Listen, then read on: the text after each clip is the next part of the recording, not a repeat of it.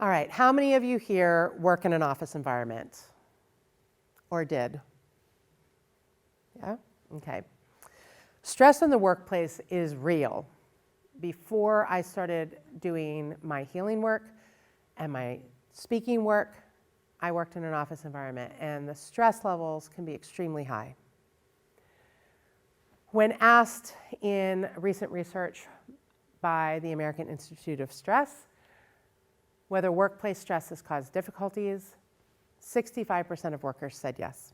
And in fact, more than 10% said it's caused extreme levels of stress. When asked why they experience stress, look at this.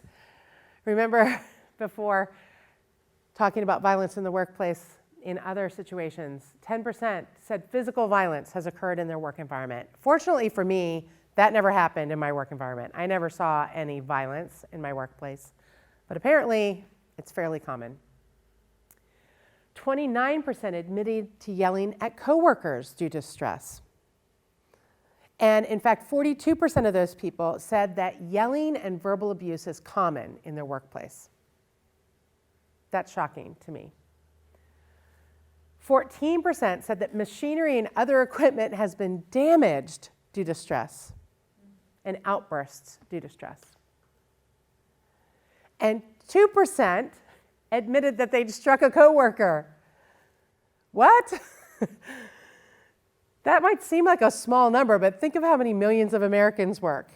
And 2% admitted, I can't believe that any admitted to striking a coworker or that any have struck a coworker.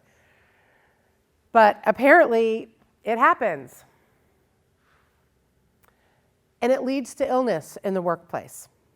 Almost 20% have quit a previous position due to job stress. And almost a quarter said that they've been driven to tears in their work environment due to stress. That sounds a little bit like maybe some workplace bullying might be going on there too. 12% have called in sick due to stress. So there's an actual tangible cost to business and our economy. Over 50%, look at this figure, over 50% report working regularly 12 or more hours per day on work-related duties. So it means our stress at work is bleeding over into our personal lives, and we're bringing it home, and people are doing what they need to do at home, having dinner, and then going back to work on their computers or their phones. That is so unhealthy. There has to be, that would be like only breathing in. If I told you right now, just breathe in and keep breathing in and keep breathing in and keep breathing in, but you never exhale and take another inhalation, we cannot keep that up. Or it would be like only breathing out. You hit a wall. And over 50% frequently skip lunch due to work-related demands. And that is sad because that's exactly when people need to take a break, right? They're exhausted, they're stressed out, they need to step away and have that exhalation, that time to regroup, to come back to work feeling better, to have a little time for themselves, for self-care. And in fact, research has actually shown that one of the best things we can do when we start feeling anxious or stressed is drink a full glass of water. So feel free to do that now if you want to. If you feel stressed, taking a drink of water releases that stress and leads to a relaxation response.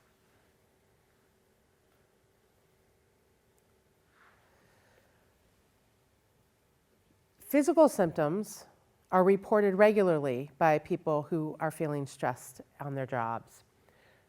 Over a third have sleep difficulties. Over a third have hand pain, almost 40%, 38%. Eye strain, more than 40%. And over 60% report regular neck pain. I'm sure that's from the computer posture. And that's also why we need to take a lunch break so that we can stand up, roll our shoulders, arch our backs, go for a walk, do something better for our physical body than sitting. A group called Vital Smarts recently conducted research with over 1,300 people.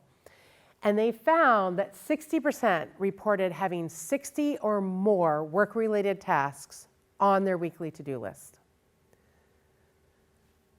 More crazy than that is that 15% reported over 100 weekly commitments on their to-do list at work. Let's do the math here. There are 5 work days. 100 work tasks is 20 tasks per day, right? People are supposed to be working 8 hours. We're going to ignore the fact that a lot of people are working time and a half. Maybe that's voluntary overtime. But if you divide that by 8, we have 2.5 tasks per hour, which results in only 24 minutes for each task. And I'm going to guarantee you that some of these tasks are hour-long or 2-hour-long work meetings, right? So then you don't actually have 24 minutes per task. It's no wonder that people are feeling stressed out. And what are the outcomes for the individual? The outcomes are stress, worry and anxiety, and overwhelm. 50% report being moderately stressed.